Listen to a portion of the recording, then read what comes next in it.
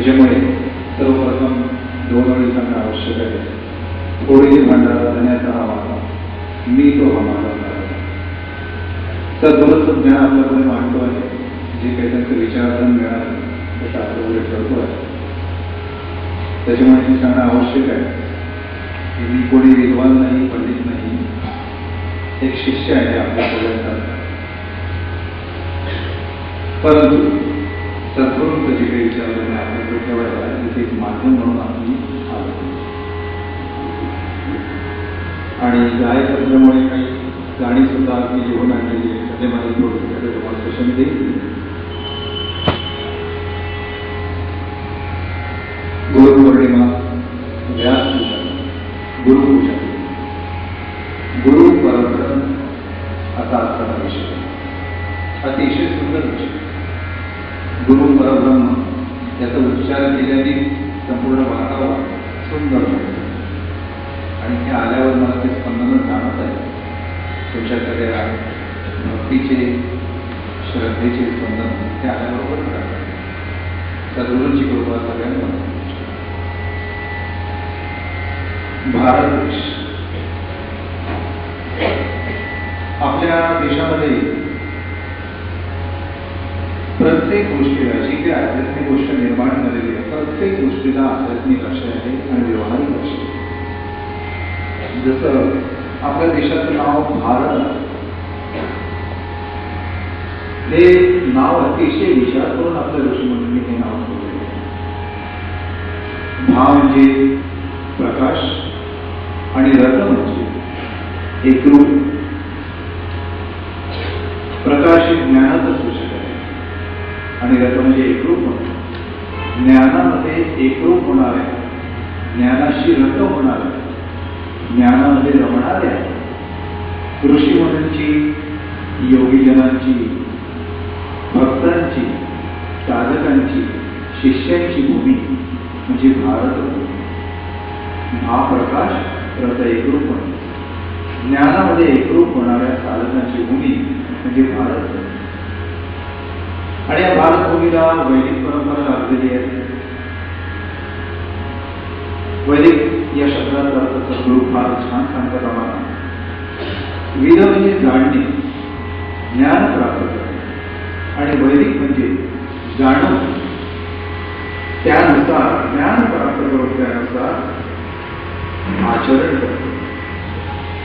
आणि ही आपली वैदिक परंपरा अनादिकालापासून चालत आली आहे भारतामध्ये. कारण की ज्ञानियांची भूमी आहे, ऋषीमुनींची भूमी आहे. आणि या वैदिक परंपरेमध्ये, ज्ञानमय परंपरेमध्ये सद्गुरूंना अतिशय महत्वाचं स्थान दिलेलं आहे. सद्गुरू, गुरु परब्रह्म,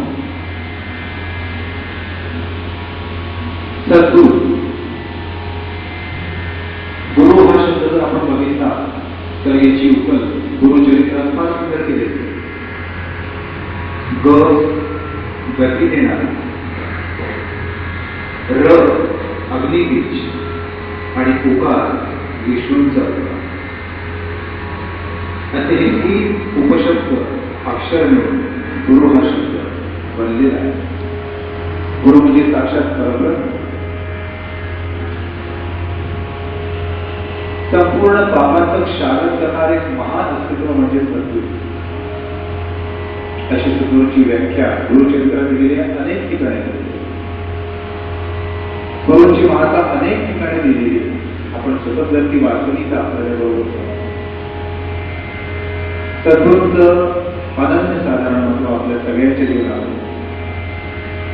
सद्गुरू म्हणजे ब्रह्मा विष्णू महेश यांचं सुंदर मिलन ज्या ठिकाणी होतं ते स्थान म्हणजे सद्गुरू.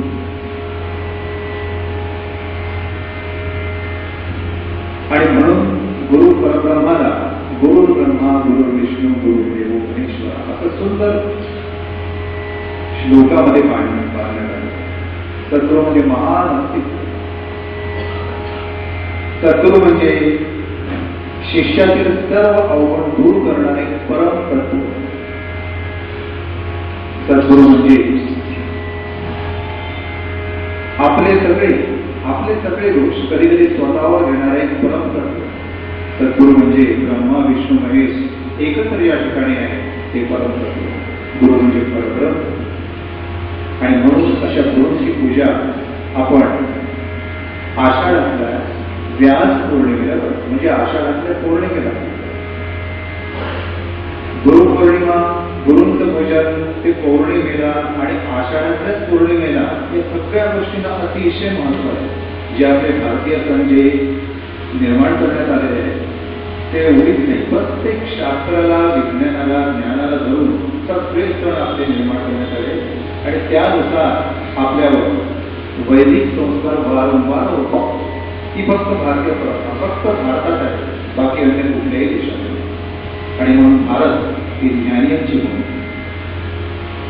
आषाढातल्या पौर्णिमेला आपण गुरुपूजन साजरं करतो, गुरुची पूजा करतो. का?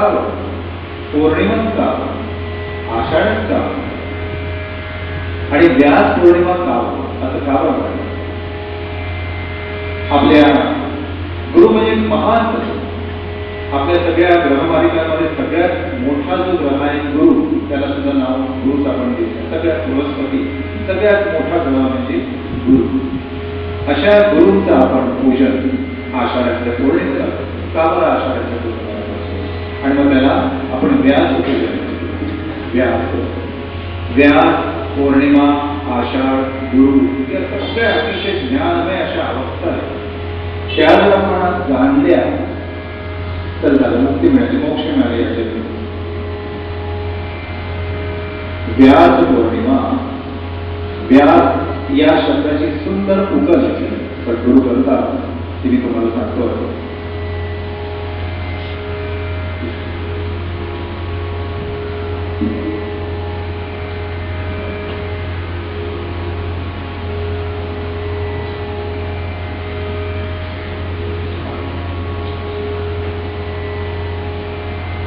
व्यास आपण वेदव्यासाला व्यासच का बरं त्यांचं नाव ठेवलं? वेदव्यासाचं खरं नाव काही दुसरं होतं, घोर तपस्या केली त्यांनी आणि ही स्वतःला उपाधी लावली. व्यास ही उपाधी लावली. हे त्यांचं खरं नाव नाही आहे, ही उपाधी आहे. व्यास ही अवस्था आहे, व्यास ही योग्यता आहे, व्यास ही तपस्या आहे. पण त्यांनी स्वतःला व्यासच का बरं म्हटलं? आमच्या सद्गुरूंनी जे आम्हाला विचारण दिलं ते मी तुम्हाला सांगतो. व्यास म्हणजे डायमीटर, इंग्लिशमध्ये त्याला बघा. हा वर्तुळ आहे आणि वर्तुळाच्या मधोमध छेदणारी त्याला रेषा,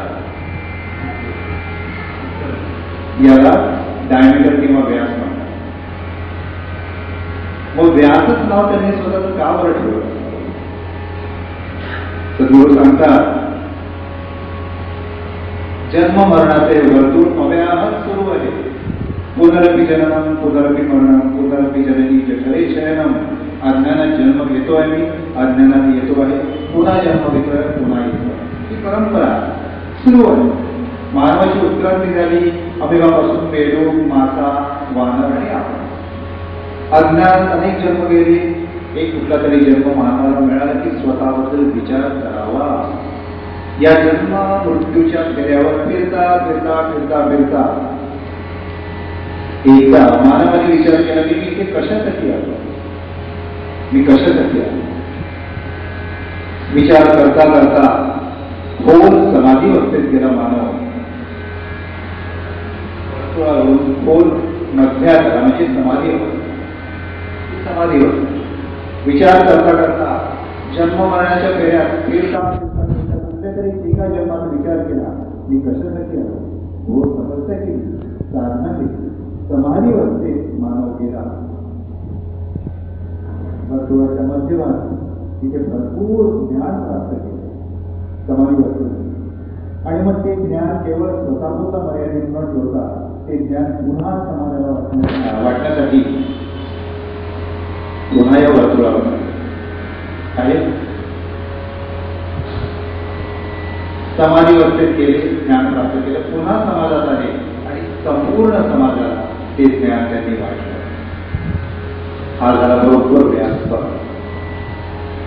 इथून इथपर्यंत याला व्यास म्हणतात, याला डायमीटर इंग्लिश म्हणतात. आणि म्हणून व्यास म्हणजे असं अस्तित्व की ज्ञान प्राप्त करून खोल समाधी अवस्थेत जाऊन ज्ञान प्राप्त करून पुन्हा समाजाला वाटण्यासाठी संपूर्ण ब्रह्मांडात विश्वात त्याचा प्रसार करतात ज्ञान देणारे ते व्यास ही अवस्था आहे.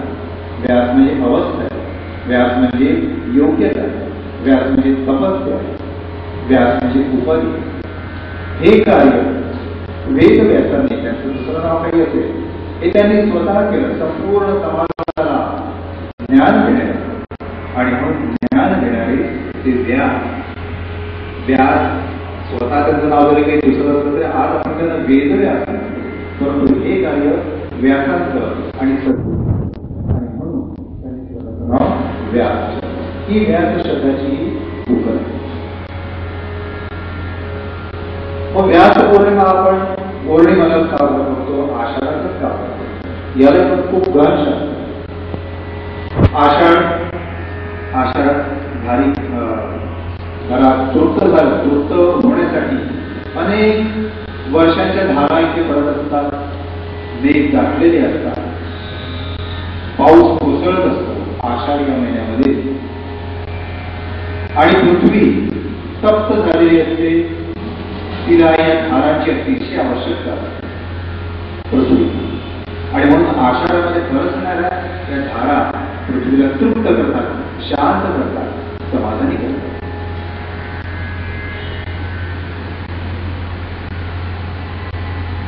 आषाढ पौर्णिमा. पौर्णिमा ज्ञानाने परिपूर्ण असलेले सद्गुरू, ज्ञानाने परिपूर्ण असलेले सद्गुरू यांच्यामध्ये अनेक शक्ती आल्या असतात, अनेक शक्ती निर्माण होतात. आणि इतक्या शक्ती आणि इतकं ज्ञान त्यांच्यामध्ये काठोकाठ भरलेलं असतं की या ज्ञानाच्या धारा, ज्ञानाचे किरण, ज्ञानाचे स्पंदन त्यांच्यातून असे बाहेर फेकले असतात. ज्ञानाने परिपूर्ण असलेले व्यक्तिमत्व आपले सद्गुरू, ज्ञानाच्या धारा त्यांच्यातून बाहेर फेकल्या जातात. आणि या ज्ञानाच्या धारा शिष्यासाठी अतिशय पोषक असतात. जसं नुकतंच जन्मलेलं जे बाळ असतं त्याला आईचं दूध अतिशय पोषक असतं, अतिशय पोषक अमृत असतं दिसतं. तसंच शिष्यासाठी या ज्ञानाच्या धारा ज्या गुरुच्या अस्तित्वातून, व्यक्तिमत्वातून बाहेर फेकल्या जातात, किरण बाहेर फेकल्या जातात. आपले जसे विचार तसे स्पंदन आणि किरण आपल्या शरीराच्या बाहेर फेकले जातात, हे विज्ञानाने सिद्ध केले आहे. आणि म्हणून ज्ञानाने परिपूर्ण असलेले सद्गुरू त्यांच्या व्यक्तिमत्वातून ज्या ज्ञानाच्या धारा बरसत असतात त्या शिष्यासाठी अतिशय पोषक असतात. अगदी लहान बाळाप्रमाणे जसं त्याला आईचं दूध मिळालं. आणि म्हणून आषाढामध्ये आपण व्यास पौर्णिमा साजरी करतो. पौर्णिमा हे सगळं सूचक आहे. आषाढ महिना, पावसाच्या धारा म्हणजे ज्ञानाच्या धारा, आणि पूर्ण चंद्र म्हणजे ज्ञानाने परिपूर्ण असलेले आपले सद्गुरू. आणि ज्ञानाने परिपूर्ण असलेले आपले सद्गुरू कसे असतात आपल्यासाठी? शीतल, शांत. जसा चंद्राचा प्रकाश आपल्याला आनंद देतो, समाधान देतो, चित्त एकाग्र करतो, शांत मन, सगळ्या वृत्ती शांत करतो, सुंदर शीतल प्रकाश. तसेच ज्ञानाने परिपूर्ण असलेले सद्गुरू आपल्यासाठी शांत सुंदर आपल्या विचारांनी, ज्ञानाने आपलं संपूर्ण जीवन तृप्त करतात. आणि म्हणून पूर्ण चंद्र म्हणजे ज्ञानाने परिपूर्ण सद्गुरू, आषाढ मास म्हणजे आणि त्याच्यातल्या धारा म्हणजे सद्गुरूंच्या ज्ञानाच्या धारा, आणि व्यास म्हणजे संपूर्ण जगाला ज्ञान देणारे वेदव्यास सद्गुरू. आणि म्हणून आपण गुरुपौर्णिमेचा हा उत्सव, गुरुपौर्णिमेची पूजा, गुरुची पूजा आषाढ महिन्यात पौर्णिमेला व्यास पूजन या नावाने आपण साजरे करत असतो. हे व्यास पौर्णिमेचं रहस्य आहे की व्यास पौर्णिमेची उकल आहे. सद्गुरूंनी सांगताना आम्ही सगळे तुमच्यासारखेच ऐकत होतो. फार सुंदर उदाहरण त्यांनी आम्हाला समजून दिले होते. आणि म्हणून या अशा ब्रह्मा विष्णू महेश एकत्र नांदणाऱ्या अशा अस्तित्वाला आपण जे गुरु म्हणतो त्याची फार सुंदर त्याचं वर्णन असं संत एकनाथ करतात. आणि म्हणून म्हणतात गुरु परमात्मा परेषु, गुरु परमात्मा परेषु, ऐका जाता दृढ विश्वास, गुरु परमात्मा परेषु. मग विश्वास कसा हवा गुरुवर? त्याच्याबद्दल सांगतात, एका जनार्दनी गुरुदेव, येथे नाही संशय. कुठला संशय नाही, बस पूर्ण विश्वास, पूर्ण श्रद्धा. येथे नाही संशय,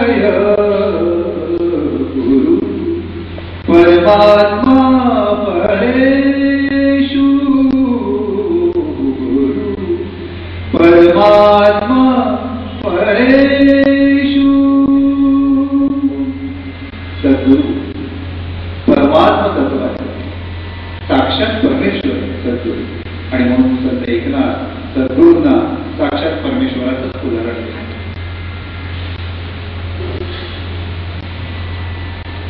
आपण प्रत्येकाच्या जीवनात गुरुची अतिशय आवश्यकता असते. प्रत्येकाला गुरु मिळणं अतिशय आवश्यक असतं, कारण की गुरु मिळाल्याशिवाय ज्ञान प्राप्त होत नाही. आणि मग एकदा गुरु मिळाले किंवा संपूर्ण ज्ञानाचे मार्ग आपल्यासाठी मोकळे. परंतु गुरु मिळणंच फार कठीण. गुरु इतक्या सहजासहजी नाही. पुष्कळदा शिष्य गुरुच्या शोधात असतो, पण खूप परीक्षा द्यावी लागते, त्याला नाही मिळाली. संत तुकाराम यांनी खूप ठिकाणी गुरुंना शोधलं, मला गुरु मिळावे, गुरु मिळावे. छान सुंदर अनुभव येत होते. पांडुरंग भक्त होते, गुरु मिळावे, महाजन होते, श्रीमंत, परंतु या अध्यात्माच्या मार्गे लागले आणि भौतिक दृष्ट्या भिकारी, आध्यात्मिक दृष्ट्या तेवढे श्रीमंत झाले. परंतु गुरु मिळत नव्हता. गुरुशिवाय कसं ज्ञान प्राप्त होणार? खूप शोधलं गुरुला, नाही, गुरु नाही. शेवटी एकदा स्वप्नात एक बाबाजी आले, म्हातारे बाबाजी, आता काठी होते. त्यांना तुकारामांनी बाबाजी असंच नाव दिलं. आणि या बाबाजीने तुकारामांना मंत्र दिला, रामकृष्ण हरी. सद्गुरु मिळाले, सद्गुरु मिळाले. या सद्गुरु तत्वाची अर्थात परमेश्वर तत्वाची प्राप्ती शिष्याला कुठेही कशीही होऊ शकते, कुठेही कशीही. प्रातस्मरामि हृदि संस्पर्धात् तत्वं तच्चित् सुखं परमहंस कथित तुरीयं यत् स्वप्न जागर सुषुप्ति मवैक नित्यं तत् ब्रह्म निष्कर्मं न च भूतकल्पः. यत् स्वप्न जागर सुषुप्ति मवैक नित्यं. स्वप्नात, सुषुप्तावस्थेत, झोपेमध्ये, तंद्रावस्थेत, जागेपणी कुठेही या परमतत्वाची म्हणजे परमेश्वरी तत्वाची किंवा सद्गुरु तत्वाची अनुभूती आपल्याला येऊ शकते. कुठेही, केव्हाही, कुठल्याही क्षणी. या स्वप्न जागर सुषुप्ती मवैक नित्य. आणि म्हणून शिष्याने अतिशय सावध असावं. केव्हा सद्गुरूंची कृपा, कुठल्या रूपाने गुरु आपल्या जीवनात येतील सांगू शकत नाही. गुरु कुठल्याही रूपाने येऊ शकतात. असं नाही की गुरु कोणी वेगळेच असावे. गुरु आई असू शकतो, आई वडील असू शकतात, वडील असू शकतात. माझे गुरु माझे वडील, आई असू शकते, गुरु मोठे भाऊ असू शकतात. गुरु तुकारामांना मिळाले तसे कोणीतरी बाबाही असू शकतात. गुरु कुठल्याही रूपात तुम्हाला प्राप्त होऊ शकतात. संत ज्ञानदेव यांनी सुद्धा गुरुचा खूप शोध केला, परंतु त्यांना आवश्यकता नव्हती. काही दिवस शोध केल्यानंतर त्यांच्या लक्षात आलं की त्यांचे गुरु म्हणजे त्यांचे मोठे भाऊ निवृत्तीनाथ. हे एका त्र्यंबकेश्वरला गेले असताना गहनीनाथांकडून त्यांना संपूर्ण ज्ञान प्राप्त झालं. एका एक सगळे भावंड, चारही भावंड त्र्यंबकेश्वरला गेले होते. ब्रह्मगिरी पर्वतावर तिथे एका गुहेमध्ये निवृत्तीनाथ ध्यानाला बसले. आणि या बाकीच्या भावंडांना वाटलं, त्यांच्या आईवडिलांना वाटलं की निवृत्ती हरवली आणि सगळे आळंदीला वापरले होते. परंतु निवृत्तीनाथ तिथे एक गुहेमध्ये बसले होते, ध्यान लावून बसले होते. गहनीनाथ अर्थाने त्यांना दर्शन दिलं, संपूर्ण ज्ञान दिलं आणि त्यांना सांगितलं की निवृत्ती, आता तुला हे ज्ञान तुझ्या भावाला म्हणजे ज्ञानाला द्यायचं. आणि तेव्हापासून निवृत्ती हे नाथ झाले. शहानी नाथाने म्हणजे नाथ संप्रदायात एखाद्या गुरुनी त्यांना ज्ञानाची दीक्षा दिली आणि त्यांना सांगितलं आजपासून ते निवृत्ती नाथ झाला आणि तुझं हे ज्ञान तुझ्या भावाला दे, तू संपूर्ण जगाचा उद्धार करणार. त्याचं नाव ज्ञानदेव आहे. आणि मग निवृत्तीनाथांनी संपूर्ण ज्ञान ज्ञानेश्वरांना. तर ज्ञानेश्वरांचे गुरु म्हणजे साक्षात निवृत्तीनाथच होते, त्यांचे मोठेच गुरु. त्याच्यामुळे गुरु पुढे वेगळे जरी नसले, गुरु परमेश्वर असू शकतो, साक्षात परमेश्वर. गुरु आपले वडील असू शकतात, आई असू शकते, भाऊ असू शकतो, बहीण असू शकते, कोणीही गुरु असू शकतात. कुठल्याही रूपात तुम्हाला ते दर्शन देऊन बरोबर ज्ञानाची दीक्षा देतात. कारण की गुरूंनाही शिष्याची आवश्यकता असते, योग्य शिष्य. आमचे सद्गुरू म्हणजे माझे वडील, ते जन्मतात ते योगी पुरुषच होते. त्यांना अतिशय दिव्य अनुभूती येत असत. योगी मनोहर, योगीराज मनोहर अतिशय दिव्य अनुभूती अगदी लहानपणापासून त्यांना येत असत. संपूर्ण ब्रह्मांडामध्ये विहार करत असत. परंतु या सगळ्या गोष्टींचा अर्थ कोण सांगेल? त्यांनी खूप गुरु शोधले, खूप शोधले, नाही मिळाले. परंतु एका योग्य क्षणी एकदा ज्ञानेश्वर माऊलीने त्यांना स्वप्नात दृष्टांत दिला. एकदा तू आळंदीला ये, माझ्या समाधीचं दर्शन घे, तुला सगळ्या शंकांचं समाधान तुझं पूर्ण होईल आणि तुला बरोबर गुरुची प्राप्ती होईल. लगेच दुसऱ्या दिवशी आमचे सद्गुरू आळंदीला गेले, माऊलीचं समाधीचं दर्शन घेतलं आणि तेव्हापासून माऊलींनाच त्यांनी गुरु मानलं आणि पुढे माऊलींना गुरु मानूनच संपूर्ण आध्यात्मिक कार्याचं त्यांनी प्रसार केला. तर त्यांचे गुरु माऊली होते. तुकारामांना कोणीतरी बाबाजी भेटले होते. कोणाला पांडुरंग गुरु मिळतो, कोणाला परमेश्वर गुरु मिळतो. या स्वप्न जागरण शक्ती मवैक नित्यम जागेपणी सुषुप्त अवस्थेत कुठेही म्हणे तुम्हाला या परमात्म तत्वाचा लाभ होऊ शकतो, गुरु मिळू शकतो. गुरुलाही शिष्याची गरज असते. जशी शिष्याला गुरुची गरज असते तशी गुरुलाही शिष्याची गरज असते. आणि ते बरोबर शोध घेत घेत घेत घेत येतात. रामकृष्ण परमहंस असे शिष्याच्या शोधात होते आणि त्यांना विवेकानंद शिष्याच्या रूपात मिळाले. आणि विवेकानंदाने मग काय इतिहास केला आपल्याला सगळ्यांना माहिती. आणि प्रत्येकाला जीवनामध्ये ज्ञान प्राप्तीसाठी गुरुची आवश्यकता आहे.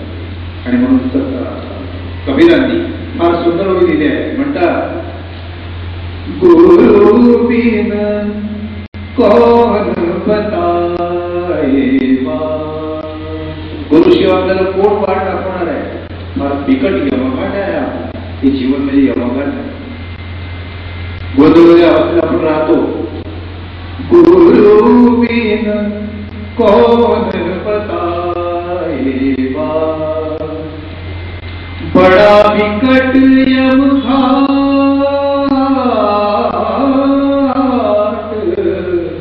कौन बताए बाट, गुरु बिन कौन बताए बाट. कोण आपल्याला रस्ता दाखवणार आहे. जीवन कसं आहे. भ्रांति की पहाड़ी नदिया बीच में, अहंकार की लाट. अहंकाराची लाट आहे, भ्रांतीची पहाडी आहे. हे सगळं कसं पार करणार. भ्रांति की पहाड़ी नदिया बीच में, अहंकार की लाट. काम क्रोध दो पर्वत ठाणे. काम क्रोध लोभ मोठमोठे पर्वत आपल्या जीवनात उभे आहेत. यांना कसं पार करायचं. काम क्रोध दो पर्वत ठाणे, लोभ चोर संघात, कौन बताए बाट, गुरु बिन कौन बताए बाट. मूळ मार्ग दाखवला. आणि म्हणून या सद्गुरूंचं प्रत्येक संतांच्या जीवनात अनन्यसाधारण महत्त्व आहे. सगळ्या संतांना गुरु आणि सगळ्या संतांनी मग गुरुचं अतिशय सुंदर वर्णन केलेलं आहे. सगळ्यांनी रामदास स्वामी काय म्हणतात, ज्या ज्या स्थळी हे मनगाय माझे, त्या त्या स्थळी हे निज रूप तुझे, मी ठेवितो मस्तकच्या ठिकाणी, तेथे तुझे सद्गुरु पाय दोन्ही. रामदास स्वामींचे गुरु कोण होते? साक्षात प्रभू रामचंद्रच होते.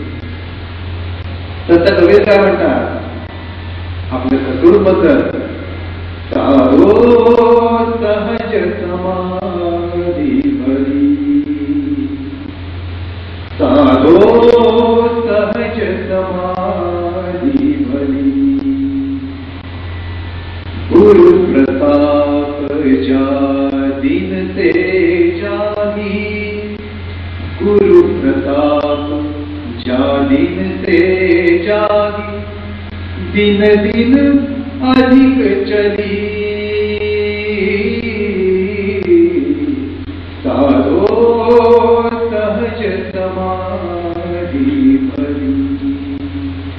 काय सुचवले बदल असावे तर या संतांनीच असावे. अप्रतिम बस अमृतच अमृत, बाकी काय. नानक काय म्हणतात बघा, बाहर भीतर एक ही जानो. अंतर्बाह्य सगळे एकच आहे. ठिकठिकाणी परमेश्वराचा अंश भरलेला आहे. प्रत्येकात परमेश्वर होता.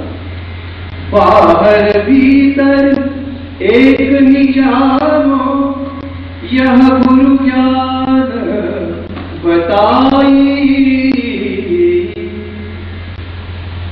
जन नानक बिन आपाचीने, मिटे न भ्रम की खाई, काहे रे बन भोजन जाई, काहे रे बन भोजन जाई, सर्व निवासी सदा लेपा, सर्व निवासी सदा लेपा, तोही संग समाई,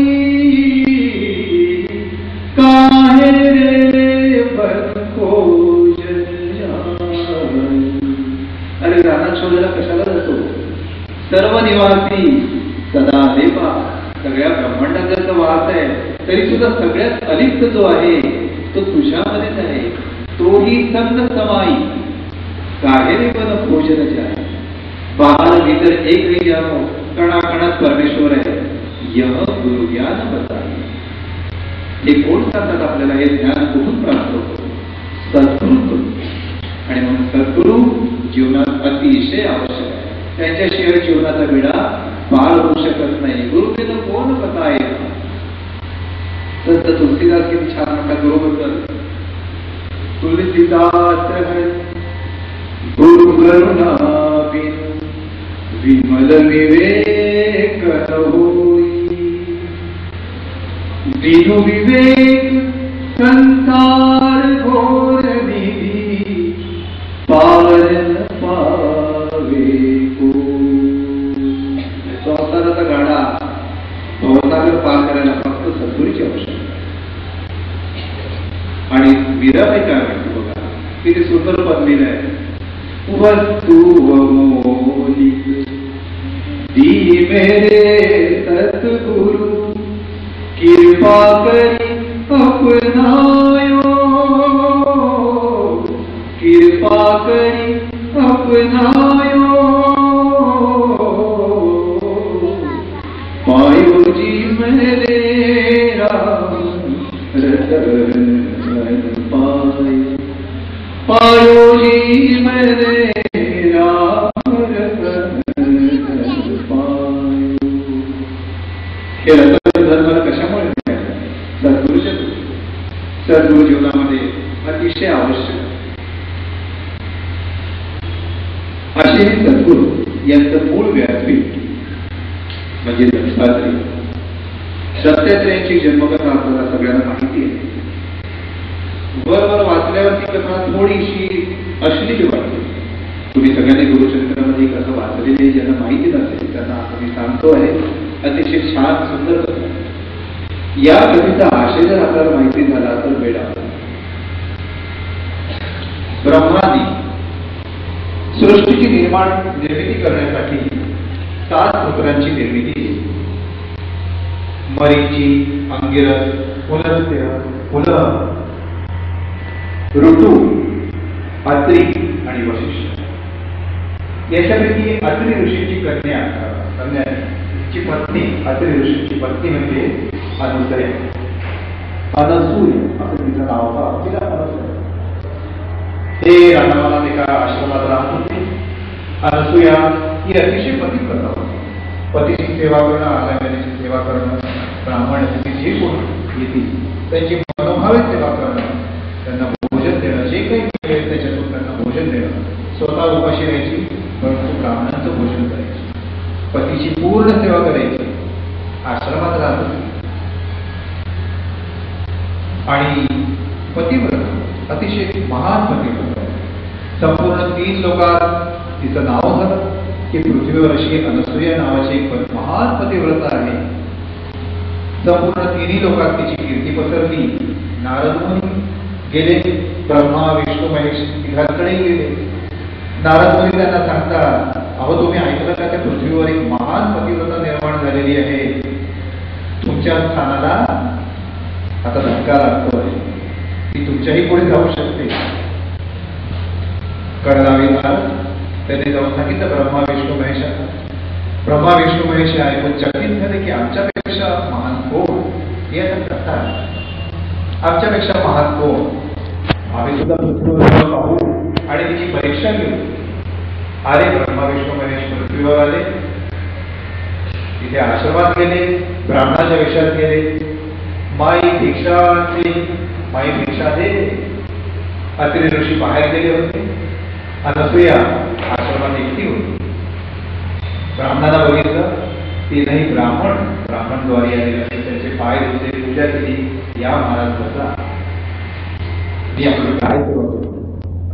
ब्राह्मण 3ही ब्राह्मण अर्थात ब्रह्मा विष्णू महेश तिला म्हणतात, आम्हाला खूप जोरात भूक लागली आहे.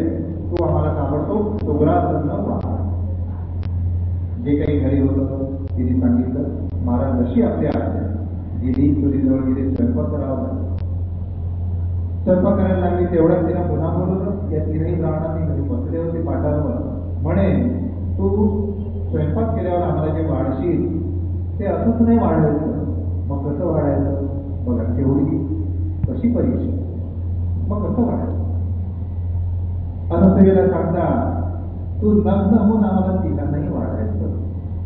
त्याचं तिथं पातिव्रत्य भंग करायचं. त्याच्या पातिव्रत्याची परीक्षा घ्यायची. ही कशी परीक्षा. तू लग्न होऊन आम्हाला तिघांनाही वाढायचं. जर नाही वाढलं तसं तर आम्ही निघून जाऊ आणि तुला पाप लागेल. ब्राह्मणांना वाढलं नाही आणि काही न देता तू परतवलं म्हणून तुला पाप लागेल. तुला लग्न होऊन आम्हाला वाढावं लागेल तरच आम्ही येऊ. ही कशी परीक्षा. अनसूया ही पण खरी पतिव्रता होती. ती यांच्यापुढे हार मानणारे नव्हते. ब्रह्मा विष्णू महेश असले म्हणून काय झालं. खरी पतिव्रता. ही म्हणे महाराज आपण जसं म्हणाल आधी चोरीजवळ स्वयंपाकघरात अत्रि ऋषींचं आपल्या पतीचं स्मरण केलं. परमेश्वरा, ती परमेश्वरच मानत होती. परमेश्वरा आज माझी परीक्षा आहे. आज तुम्ही मला काढून दे. वस्त्र फेडले अंगावरचे. सुग्रासन्न बनवलं. 3 ताटं वाढले आणि 3ही ताटं घेऊन समोर जाऊन भक्ती त्यांना वाढायला गेली. 3 ताटांवरचे 3 पाटांवर जे ब्राह्मण बसले होते. काय बसते तिथे गेल्यावर. 3 सुंदर सुकुमार बालक, सुंदर बाळ होती तिथे राखत होती तिथे. आणि त्यांना जोराची भूक लागत होती. त्या ब्राह्मणाचं रूपांतर बाळांमध्ये झालं होतं. 3 बाळ जोरात भूक लागली होती, रडत होती. अनसूयेला आईची वंशता निर्माण झाली. आईचा पाहणा तिच्यामध्ये निर्माण झाला. अशाचा विरोधात होती. 3ही बाळांना लगेच आली. वस्त्र पुन्हा घातले. गेली. 3ही बाळांना आपल्या मांडीवर घेतलं आणि त्यांना आपल्या तिला स्तनपान करण्यात. त्या तिन्ही बाळांना आपलं दूध पाहतं. साक्षात परमेश्वर पतिव्रतेचं पातिव्रत ते काय भंग करणार? जिथे अत्रे ऋषी आहे, अनसुया तिथे आहे. आणि नंतर अत्रे ऋषी आले घरी, बघतात 3 बाळ. आणि हा झालेला प्रकार अनसुयेने त्यांना सांगितला. लगेच त्या 3ही बाळांनी आपल्या मूळ स्वरूपात दर्शन दिलं. ब्रह्मा विष्णू महेशांनी त्यांना दर्शन दिलं आणि खरोखर मान्य केलं की अत्रे स्वामी, खरोखर तुमची पत्नी खरी पतिव्रता, आम्ही तुझ्यावर प्रसन्न झालो. आणि मग हे 3 बाळं यांचे काय नाव पडले? चंद्र, दुर्वास आणि दत्त. चंद्र म्हणजे ब्रह्माचे रूप, दुर्वास म्हणजे महेशाचं रूप आणि दत्त म्हणजे विष्णू. आणि मग हे छोटे छोटे ते मोठे मुलं ते दिसले त्या ठिकाणी. आणि त्यांनी आईबाबांना सांगितलं, दुर्वास आणि चंद्र यांचे की आम्ही आता इथून तपस्येला जाऊ, पण आमच्या तिघांचे एक रूप माते तुझ्याजवळ आहे, अनसुये माते, आणि ते म्हणजे दत्त स्वामी. दत्ताच्या रूपात आम्ही 3ही जण तुझ्याजवळ आहोत. आणि मग ते 2ही जण चंद्र आणि दुर्वास तपस्येला गेले. आणि दत्त म्हणजे ब्रह्मा विष्णू महेश तिघांचे एकत्रित रूप अनसुयेजवळ राहिलं. त्यांनी आईची सेवा केली. हेच भगवान दत्तात्रेय म्हणजे सद्गुरूंचं मूळ व्यासपीठ. सद्गुरूंचं मूळ व्यासपीठ म्हणजे भगवान दत्तात्रेय. कथा इतकी सुंदर कथा आहे, पण थोडी अवघड आहे समजायला की खरंच असं काही झालं असेल का? आपल्या पुराणांमध्ये, ग्रंथांमध्ये ज्या काही कथा दिल्या आहेत, कथा त्या कधी कधी अश्लील वाटतात, परंतु त्यांच्यामध्ये एक गहन विज्ञान. आणि हे जर आपण जाणून घेतलं तर वेळा पारला. मग पुन्हा पुन्हा इथे यायची आवश्यकता नाही. या तत्वाद निवारते तद्धाम परमोम, अशा ठिकाणी जाऊन पुन्हा इथे येण्याची आवश्यकता नाही. ब्रह्मातली हे ज्ञान विज्ञान समजणं आवश्यक आहे. आणि हे ज्ञान विज्ञान कथांचं आपण तेव्हा समजू शकतो जेव्हा योग्य गुरु आपल्याला प्राप्त होतो. सद्गुरूंनी या कथेची फार सुंदर उत्तर दिली. आता ब्रह्मा विष्णू महेश, ब्रह्मा म्हणजे सृष्टीची उत्पत्तिकार, ज्यांनी उत्पत्ती केली सृष्टीची ते ब्रह्मा. विष्णू म्हणजे ज्यांनी सृष्टीचं पालन केलं ते विष्णू. आणि महेश म्हणजे ज्यांनी सृष्टीचं रक्षण केलं, म्हणजे उत्पत्ती करता, पालन करता आणि रक्षण करता. असे 3ही ब्रह्मा विष्णू महेश आपापल्या ठिकाणी आहेत. त्यांना कशाला पतिव्रतेची परीक्षा घ्यायची आहे? आणि ते कशाला अशा प्रकारचं काम ते कशाला करणार? मग याचं काय अनसूया, ज्याच्या मनात कुठलीही असूया नाही, ज्याचं मन अतिशय शुद्ध आहे, बिलकुल कुठलीही असूया नाही, कुठलीही विकृती नाही, अशी आपल्यामध्येच नांदणारी आपली वृत्ती तरी किती आहे, आपल्यामध्येच नांदणारी अशी वृत्ती म्हणजे अनसूया वृत्ती. अनसूयेने आपले वस्त्र फेडले. अनेक वृत्तीरूप वस्त्र आपल्यावर असतात. मला हे पाहिजे, ते पाहिजे, पैसा पाहिजे, घर पाहिजे, नातू पाहिजे, पण तू पाहिजे. हे वृत्तीरूपी वस्त्र काही केलं नाही.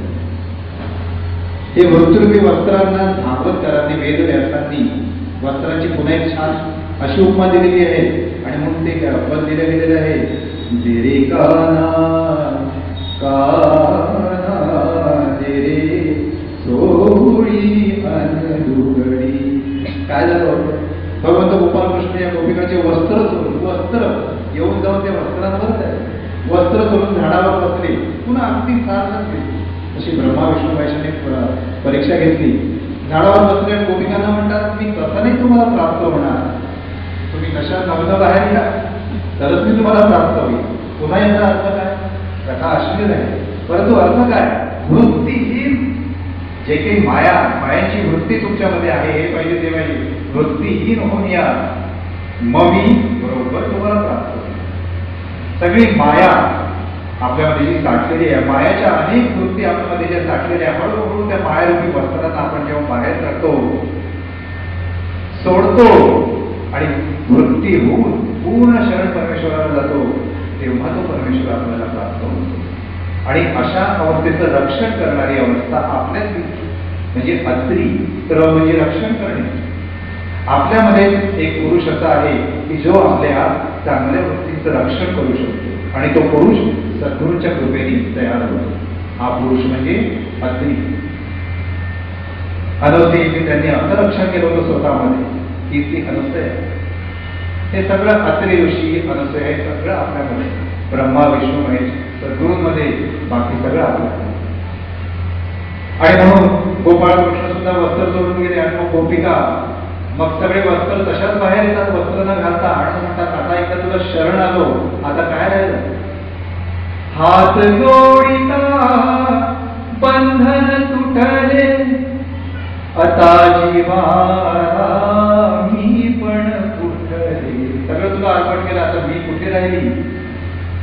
आत्म्याने जणू परमात्म्याला आत्म्याने जणू परमात्म्याला अर्पण केली पुढी देकाना सोयी लुगडी. सगळं तुला अर्पण केलं माझं काय आहे सगळं तुझं. आता भक्त जेव्हा होतो शिष्य जेव्हा होतो यावस्थेला जातो तेव्हा ब्रह्मा विष्णू महेश आपण म्हणून त्याला प्राप्त होतं. सगळं ज्ञान आपण म्हणून प्राप्त होतं. पण प्रत्येकाने अनुसूया होणं आवश्यक आहे. अत्रि ऋषी होणं आवश्यक आहे. ध्येय कथेचं गहन असं ज्ञान विज्ञान जे सद्गुरूने मला सांगितलं आपल्या पुढे मांडलं. अशा सगळ्या कथांचा असा आशय सगळ्या कथांचा असाच आशय. आणि हे ज्ञान संपूर्ण भारताच्या बाहेर जर गेलं तर लोक संपूर्ण विश्वातले लोक बाहेरचे सुद्धा लोक राम कृष्ण गीता भागवत या सगळ्या ग्रंथांना स्वतःचे ग्रंथ मानले. आदर्श ग्रंथ होते. रामकृष्ण आदर्श ग्रंथ आणि ही दृष्टी रामकृष्णाला जाणण्याची सद्गुरूंकडून आहे. सद्गुरू आपलं कार्य केल्याशिवाय पूर्ण केल्याशिवाय या इथून अवतार करायला संस्कृत कार्य पूर्ण करतात.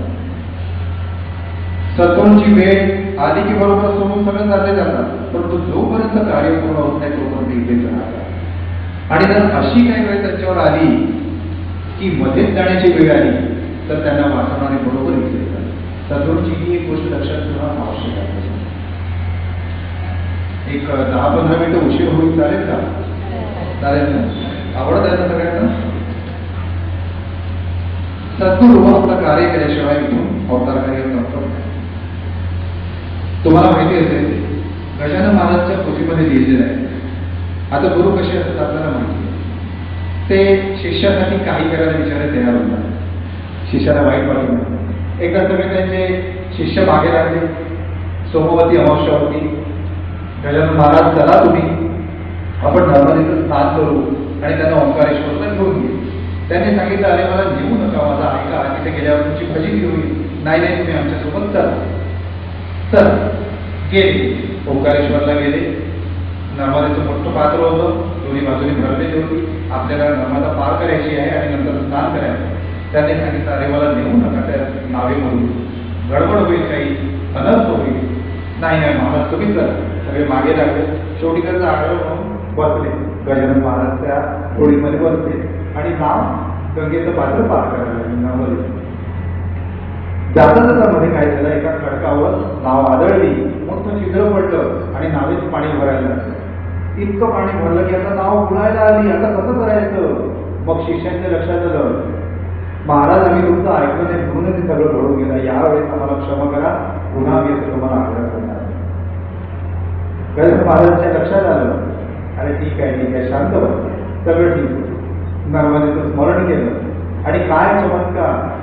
एक दुरून एक पोहत एक बाई आली. बाई तिने लगेच होडीला ज्या ठिकाणी छिद्र पडलं होतं तिथे आपला हात लावला आणि होडी सरकवत काठाला आणली आणि या सगळ्यांना वाचवलं. आणि गजानन महाराजांना नमस्कार केला तिने. ते शिष्य पाहत एक स्त्री येऊन आपल्याला वाचवते आपली होडी काठाला लावते आहे. तू कोण आहे माती तू कोण आहे. ती काय सांगते स्त्री त्यांना मी ओंकार गोळ्याची कन्या आहे आणि माझं नाव आहे नर्मदा. पाणी हेच माझं जीवन आहे. पाणी हेच माझं जीवन आहे. तिने गजानन महाराजांना नमस्कार केला आणि पोहत दूर गेली. केव्हाच तू अदृश्य झाली, काही कोणाला समजलं नाही. कोण असते? गजानन महाराजांचं कार्य पूर्ण व्हायचं होतं, मग त्यांना कशी मध्येच पुढे देऊ शकत, मध्येच कसं काय त्यांना अवतार कार्य संपवले. बरोबर कोणी ना कोणी वाचवणारे येतात, बरोबर येतात. ते कोण असतात, ती कोण होती? मग गजानन महाराजांनी शिष्यांना सांगितलं, सोप्या भाषेत त्यांना समजावून, अरे ती नर्मदाच होती. अरे तिने सांगितलं, मी ओंकार कुळाची कन्या, मी नर्मदा. अरे ती साक्षात नर्मदा स्त्री रूपाने आपल्याला वाचवायला आली होती. मग खरं कसं होतं का? एक नदी वाहते, ती स्त्री रूपाने येऊ शकते का? विज्ञानाच्या आधारावर तुम्ही आता विचार, असं होत नसतं. एक नदी वैज्ञानिक दृष्टीने जर आपण विचार केला तर नदी स्त्रीचं रूप येऊ शकत नाही. याचा अर्थ काय? याचं रहस्य त्याच्यामध्ये आहे. नवनाथ हा नवनाथ होत गेले, नाथसंप्रदाय त्यांच्यापासून निर्माण झाला. हे नवनाथ जेव्हा एक मोठे सद्गुरू या जगामध्ये येतात, मध्ये जर त्यांना जायची वेळ आली तर बरोबर येऊन त्यांना वाचवतात आणि त्यांचं कार्य पूर्ण व्हायला त्यांना मदत करतात.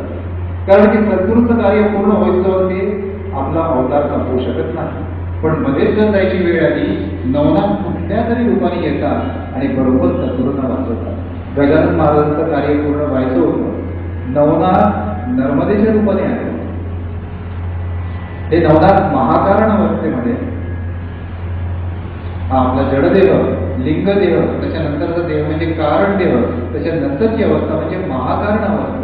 या अवस्थेमध्ये सगळे दत्त पुरुष आहेत आणि जेव्हा गरज पडते जगाला, तिथूनच बरोबर इथे अवतरण करतात. तपसादत हरी मोही बुलायो, गुरु नानक सांगतात. त्या अवस्थेमधूनही आम्हाला कधी कधी यावं लागतं, इथे जन्म घ्यावा लागतो आणि जगाला ज्ञान घ्यावं. नवनाथ त्या अवस्थेमधून येऊन सद्गुरूचं रक्षण करतात. गहिनीनाथांनी असंच निवृत्तीनाथांना ज्ञान दिलं होतं. विशेषतः गहिनीनाथ हा चमत्कार करतात आणि म्हणून नर्मदेच्या स्वरूपात भाऊ होते. गहिनीनाथच तिथे आले होते गजानन महाराजांचं रक्षण करण्यासाठी, कारण की त्यांचं कार्य पूर्ण व्हायचं. आमचे सद्गुरू एकदा सांगतात, ते जात होते, कार्य पूर्ण व्हायचं होतं त्यांचं, प्रवास करत होते. मध्ये एका ठिकाणी वाळवंट लागलं त्यांना, अतिशय जोराची तहान लागली आणि ते चुकीच्या स्टेशनवर उतरले आणि आपल्या गावी जाण्यासाठी मध्ये वाळवंट लागलं. खूप जोरात तहान लागली, पाणी नव्हतं. आता कसं होईल? जीव जायची वेळ आली, चक्कर यायला लागले. शेवटी एका जागी बसले, डोकं धरून बसले. आता जीव जाणार पाण्याच्या शिवाय. तेवढाच काय झालं, दुरून एक काळा, कमीत बिलकुल काळा कुट्ट माणूस, ज्याने पंचा नेसला होता पांढरा गुडघ्यापर्यंत आणि डोक्यावर मडकं होतं, तो दूर येताना दिसला. आला, सरळ सद्गुरूच्या जवळ बसला, काही बोलला नाही. काळा कुट्ट माणूस, गुरु अगदी शेवटची भडका बोलत होते आमची. आला, सरळ बसला, मडकं आपलं खाली उतरवलं, पाणी काढलं, पाणी पाजलं सद्गुरूंना. पुन्हा मडकं घेतलं डोक्यावर, निघून चालला. ते पाणी पिल्यावर त्यांना थोडीशी भोवळ आली, कारण की खूप जोरदार तहान लागली आणि म्हणून डोळे मिटले त्यांचे. लगेच थोडा वेळ डोळे उघडून बघतात, आजूबाजूला कोणीच नाही. तो पाणी देणार कोण? तसं काळा कुट्ट माणूस दुरून अचानक, जसं त्याला माहिती झालं की कोणीतरी इथे मरतो आहे, पाण्याची गरज नाही, ते पाणी म्हणजे अमृतच म्हणून आलं. कोण होता तो? आमच्या सद्गुरूंनी सांगितलं, ते गहिनीनाथ. सद्गुरूंना जेव्हा अशा काही अडचणी येतात तेव्हा बरोबर कुठल्या ना कुठल्या रूपाने येऊन ते पाहतात. हे नवनाथांचं कार्य. ज्ञानदेवांना 14 वर्षाचं आयुष्य होतं. ज्ञानदेवांना 14 वर्षाचं आयुष्य होतं. मग अशा वेळी या इतर 3 भावंडांना यांना हठयोग प्राप्त होता. नवनाथांनीच सुचवलं आणि या 3 भावंडांनी 2-2 वर्ष आपल्या आयुष्याचे ज्ञानदेवांना दिले आणि अशा रीतीने ज्ञानदेवांचे 20 वर्ष पूर्ण झाले आणि 21 वर्षी त्यांनी समाप्त. आपल्या सद्गुरूंना वाचवण्याचं कार्य नवनाथ बरोबर करतात. सद्गुरूंना आपण माऊली म्हणतो. सद्गुरूचं कार्य ते असतं की शिष्य जो असतो, सद्गुरू आणि शिष्य याचं दुसरं रूप म्हणजे भक्त आणि परमेश्वर. सद्गुरू आणि शिष्य म्हणजे भक्त आणि परमेश्वर, बस दुसरं कुठलंही. आपण त्यांना माऊली का वाटतो? कारण की आपल्यातले सगळे दोष दूर करतात सद्गुरू, आणि दोष दूर जर करता आले नाही तर पुष्कळ आपल्या दोषांवर पांघरून घालतात सद्गुरू. जशी आई आपल्या अपत्यांवर त्याच्यातल्या दोषांवर पांघरून घालते, त्याला लपवते. म्हणून सद्गुरूंना माऊली म्हणतात. म्हणून ज्ञानेश्वरांना आपण माऊली म्हणतो, गुरूंना गुरु माऊली असतो. आणि ही दिव्य दृष्टी गुरुला माऊली म्हणायची. आता मी आता संगीताची वर्ग घेतो. एक अशीच महिला आमच्याकडे एकदा आली. मी आता जेव्हा त्यांचे कार्यक्रम करतो तर प्रत्येकाची योग्यता पाहून म्हणजे तो कसं गाणं गाऊ शकतो असं बघून आपण त्याला ते गाणं देतो. तर एका स्त्रीला मी खूप साधं गाणं दिलं माझ्याकडे शिकणार. तर ती माझ्यावर नाराज झाली, तर तुम्ही मला एवढं साधं गाणं का दिला, बाकीच्यांना खूप छान गाणे दिले. मग मी तिला सांगितलं, सद्गुरूंना हे कळतं, तुम्ही मला सद्गुरू समजता ना, मग तुम्ही लक्षात ठेवा तुमचा गुरु आहे ना. गुरुला हे समजतं की कोणाची किती योग्यता आहे. एखादं कठीण गाणं तो बरोबर म्हणू शकेल का? नाही. पण त्याच्यातले अवगुण झाकण्यासाठी आपण त्याला सोपं गाणं देतो. सोपं गाणं चांगलं आहे की लोकांना आवडेल आणि लोक त्याची प्रशंसा करतील, मग त्यांना पटलं शांत. तर गुरु आपण त्यांना माऊली म्हणतो, कारण की आपल्यातले अवगुण लपवणारी आईसारखं जे व्यक्तिमत्व असतं ते सद्गुरू असतं. गुरु म्हणून आपल्याला दिव्य दृष्टी प्राप्त होते. काय चांगलं, काय वाईट, काय सत्य, काय असत्य, काय पुण्य, काय पाप हे समजण्याची दिव्य दृष्टी सद्गुरूकडून आपल्याला मिळते. कशी? दोन शिष्य होते. सद्गुरू त्यांना सांगितलं, अरे कधी स्त्रीला स्पर्श करायचा नाही. शिष्याने मान्य केले. एकदा दोन्ही शिष्य संध्याकाळी फिरायला निघाले.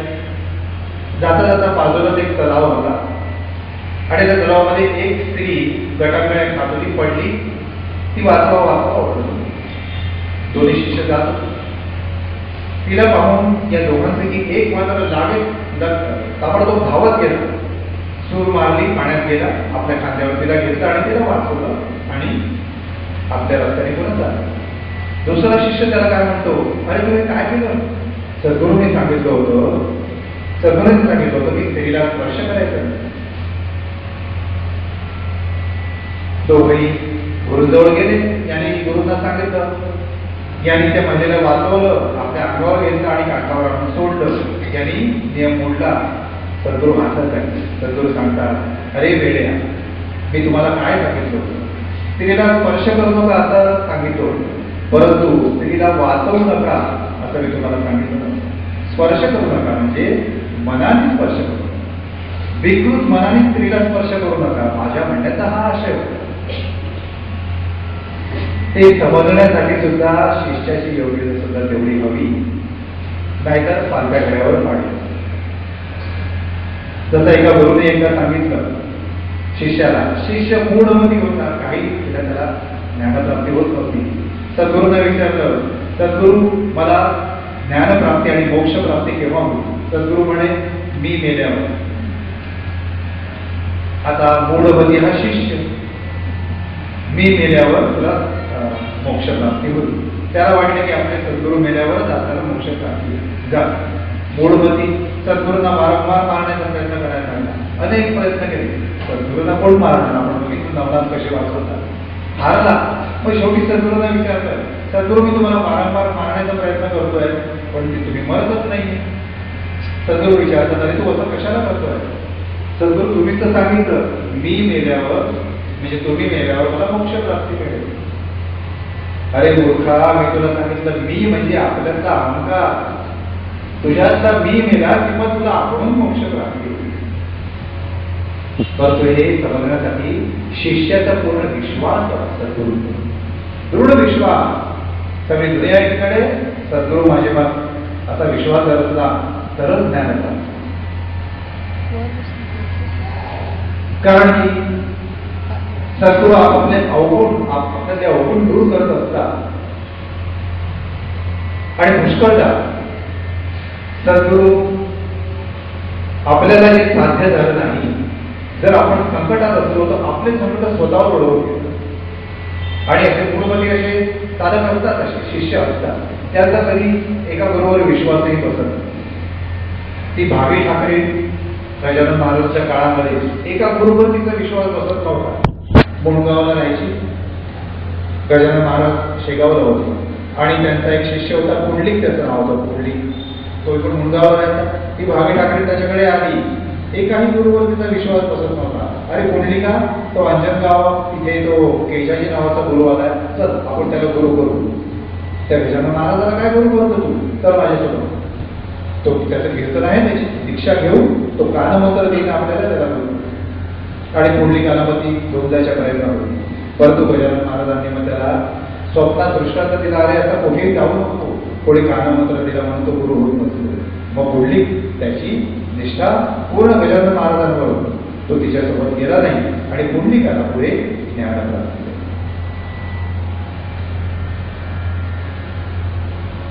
सद्गुरूंना ब्रह्मा विष्णू महेश याचं रूप मानलं जातं. समुद्र मंथन जेव्हा झालं, हिरे जवाहीर रत्न माणकं सगळे त्याच्यातून निघाले. नंतर अमृत निघणार होतं, ते घेण्यासाठी सगळे टपूनच बसले होते. परंतु त्याच्या आधी हलाहल विष निघालं, जे संपूर्ण या जगाचा विनाश करणार. अमृत सगळ्यांना पाहिजे, जळ जवाहीर सगळ्यांना पाहिजे, लक्ष्मी सगळ्यांना पाहिजे, हलाहल कोणी बसवायचं? सगळे मागे पळायला लागले. अशा वेळी महेश भगवान शिवशंकर त्यांनी संपूर्ण ते हलाहल आपल्या कंठामध्ये प्राशन केलं आणि म्हणून त्यांना नीलकंठ, त्यांचा कंठ निळा झाला. त्या विषयाने जेव्हा वेळ प्रसंगी शिष्यावर कठीण प्रसंग उद्भवतो, संपूर्ण जगावर कठीण प्रसंग येतो विनाशाचा, त्यावेळी सद्गुरू तो सगळा कठीण प्रसंग आपल्यावर ओढवून घेतात आणि सगळे ते दुःख, सगळे संकट आपल्यामध्ये सामावून घेतात. हे महेशाचं कार्य सृष्टीचं रक्षण करणे. महेशाचं कार्य सृष्टीचं रक्षण करणे. आणि म्हणून सद्गुरू यांच्यामध्ये ब्रह्मा विष्णू महेश याचे रक्षण करता सुद्धा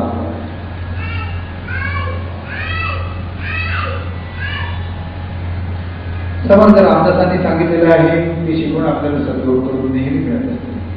सत्कर्मयोगे वैभावावे सर्वामुखी मंगल बोलवावे.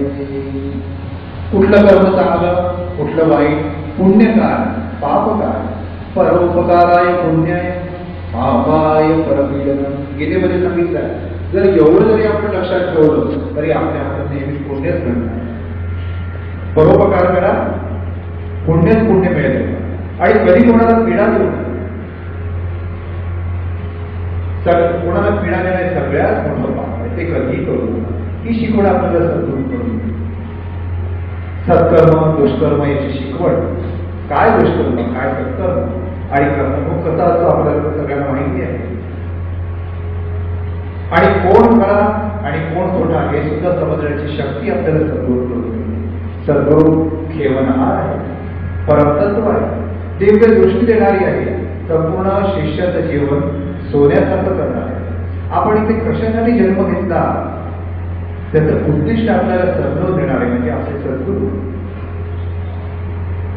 कर्माची गती तर न्यारी आहे. मीराबाईने तिथे सुद्धा सांगितलं आहे, संतो कर्म की गती न्यारी, संतो